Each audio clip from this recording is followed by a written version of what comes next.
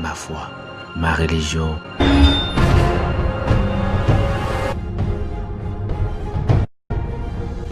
Ma foi, ma religion. Chers téléspectateurs, bonjour. Bienvenue sur votre émission Ma foi, ma religion. Vous le savez, l'homme n'est pas que matière. Il est aussi et surtout esprit. C'est notre plus grande et forte conviction sur cette émission. Est-il possible de tout pardonner? C'est le sujet du jour et je vous vois déjà réagir. La personne humaine est un être relationnel. Il ne peut vivre seul. Il doit agir ensemble avec ses semblables. Mais les relations interhumaines ne sont pas toujours paisibles. Des moments d'incompréhension, de mésentente et surtout d'offense peuvent survenir. Face à cela, les hommes et les femmes sont-ils disposés à les surmonter par le geste de la paix, autrement dit le pardon? Peut-on tout pardonner? Voilà le sujet du jour. Et pour mener la réflexion, j'ai comme invité M. Claude Nambouni. Il est chrétien de l'Église catholique romaine. Il est laïque et actuel berger du renouveau charismatique catholique de la paroisse Marie-Austratus de Baraf. La paix et la joie de Christ. Amen. Alléluia. Bonjour, cher invité. Bonjour. Alors, vous êtes-il déjà arrivé de pardonner? Bien sûr, il m'est arrivé de pardonner. Et dans quelles circonstances? Est-ce que vous pouvez nous relaxer ça très rapidement? D'abord au niveau sur le plan conjugal et aussi sur le plan professionnel aussi. Alors sur le plan conjugal, bon, quelques mois après mon mariage, j'ai fait cette belle expérience du pardon avec mon épouse où il y avait une offense, on ne s'est pas entendu.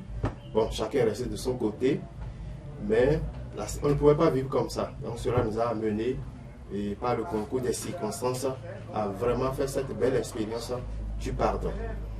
Sur le plan professionnel, bon, il arrive aussi que des collègues, en tant qu'enseignant, il peut arriver qu'on se heurte d'ici là, mais la démarche, j'ai plusieurs fois fait l'expérience de cette expérience de pardon en allant vers la personne où la personne vient vers moi et on s'entend et la vie continue. La vie continue, mais ce n'est pas toujours évident. Le pardon, comme on entend dire, est difficile à offrir. Alors, pour bien commencer cette émission, on peut faire un peu une définition étymologique du mot. Pour vous, c'est quoi le pardon? Pardon, si on veut d'abord le découper, on a d'abord part et don. Donc c'est au-dessus du don. Donc le pardon, selon le dictionnaire, c'est l'action de tenue pour non avenu une faute ou une offense. Alors, partant de là, c'est qu'on doit pouvoir pardonner, on doit pouvoir remettre l'offense que l'autre nous a faite. Voilà ce qu'on peut dire du pardon. Et le pardon permet alors de libérer, de remettre la dette, de remettre l'offense, de remettre ce que l'autre a fait et qui t'a blessé d'une manière ou d'une autre.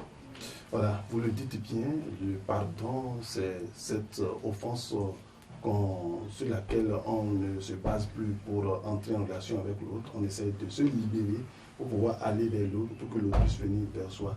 Alors dites-nous, est-ce que c'est important de pardonner? Ou du moins, est-ce qu'on peut se refuser de pardonner et mener une vie agréable, normale? C'est important de pardonner. Pourquoi? Parce qu'en pardonnant soi-même, on se libère. Et on libère l'autre de l'offense. Parce que celui qui refuse de pardonner, il va ruminer la rancune en lui. Et cette rancune va le détruire, cette rancune va provoquer des insomnies en lui et provoquer même certaines maladies qu'il ne pourra pas gérer. Alors c'est important aussi de pardonner parce que le pardon, il faut d'abord dire que le pardon est divin. Ce qui caractérise vraiment l'humain, c'est la vengeance. Lorsque quelqu'un te fait quelque chose, tu veux répliquer, tu veux montrer que tu peux faire davantage, tu es capable de le nuire. Mais ici, le pardon est vraiment divin. Parce qu'en regardant Dieu, tu dis, mais à cause de Dieu, je laisse cela. Alors je disais tantôt que c'est important de pardonner parce que c'est Dieu lui-même qui demande de pardonner. Lorsqu'on se réfère à la Bible, par exemple dans Matthieu chapitre 5, des versets 23 à 24, Dieu dit ceci: quand tu veux présenter ton offrande à l'autel, et là si tu te souviens que ton frère a quelque chose contre toi, il dit laisse là-bas ton offrande et va d'abord te réconcilier avec cette personne et reviens présenter ton offrande. D'où l'importance vraiment de pardonner. Et en pardonnant, on obéit à la parole de Dieu. Nous voyons aussi Jésus dans sa prière du Notre Père dit, pardonne-nous comme nous pardonnons. Cela signifie quoi? Cela signifie, si je refuse de pardonner, alors je dis à Dieu, ne me pardonne pas moi aussi la faute que j'ai commise.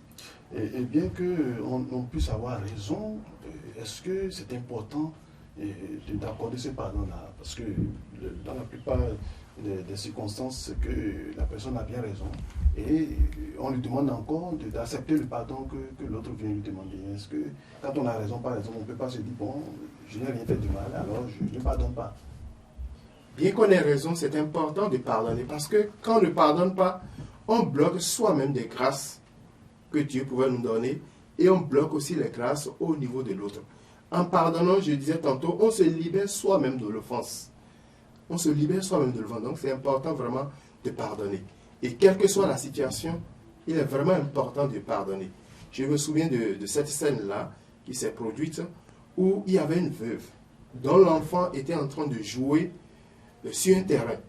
Un monsieur passe par là et il passe au milieu du terrain. Donc l'enfant se dit, mais monsieur, mais pourquoi vous passez au milieu du terrain? Et le monsieur dégaine son épée et tue l'enfant. Donc la population, voyant cette scène, s'est désolée. Alors la population s'est mise à le poursuivre. Alors il rentre dans une maison et il se fait que la maison dans laquelle il entre, cette maison-là appartient à l'enfant, c'est-à-dire à la veuve, c'est-à-dire appartient à la personne dont il vient de tuer l'enfant. Donc il ne savait pas. Donc il entre là, il demande secours, il demande vraiment de le secourir, de l'épargner de ceux qui veulent attenter à sa vie. Donc en voyant le poignard, elle-même se rend compte qu'il vient de commettre un meurtre. Alors, désemparée, elle décide de le cacher. Donc la police, par des recherches, se dit, mais on a appris que la personne est passée par ici, oui, mais que la personne est déjà partie. Et en partant, la police dit, mais est-ce que tu sais que c'est ton enfant qui a été tué? Alors, la dame s'évanouit, on l'amène à l'hôpital et elle revient. Elle se dit, mais qu'est-ce qu'il faut faire? Est-ce qu'il faut livrer le monsieur ou bien laisser le monsieur partir? Voilà la question. Alors, se tournant à cause de sa foi, il dit, mais j'ai promis l'épargner, j'ai promis le garder. Alors, parce que je crains Dieu, je lui pardonne. Et c'est ainsi qu'il remet, il aide le monsieur à s'échapper. Elle aide plutôt le monsieur à s'échapper. Je dis bien qu'elle est veuve, donc c'est son enfant unique. Elle aide vraiment ce monsieur-là à s'échapper. Et après cela, maintenant, elle se met à genoux pour prier. Et c'est alors que cet enfant lui a parcouru. L'acte que tu as posé m'a valu directement mon entrée en ciel. Et le Seigneur t'attend aussi pour pouvoir t'accueillir là-bas à ton dernier jour. Donc, dans cette circonstance, nous voyons que cette dame avait le choix entre pardonner ou ne pas pardonner. Mais elle est passée outre l'offense, elle est passée outre la blessure. En regardant l'offense, on ne peut pas pardonner, mais on doit regarder ce que nous gagnons au-delà de cette offense-là, ce que nous gagnons à travers le pardon. Oui, c'est vrai, c'est convaincant ce que vous dites, mais on le voit que dans les faits, ce n'est pas toujours facile. Alors, pour quelqu'un qui est offensé, qu'on a offensé du moins, et à qui on demande d'accorder le pardon à celui-là qui a commis, disons, l'offense, comment vous pensez qu'elle doit se comporter? Vous avez donné des exemples, mais est-ce qu'il y a des attitudes à développer au jour le jour pour arriver? Parce que ce n'est pas toujours facile pour les humains que nous sommes. C'est vrai. Ce n'est pas facile pour les humains. Tout à l'heure, je l'ai dit que le pardon est divin. Ce qui caractérise l'humain, c'est la vengeance. Donc, si on doit se baser sur notre humain, on ne pourra jamais pardonner. Donc, pour pardonner, il faut entrer dans le divin. L'homme est à la fois animal, humain et divin. Donc, il faut qu'il fasse appel à ce caractère divin qui est en lui. Cette possibilité-là d'entrer en contact avec le divin.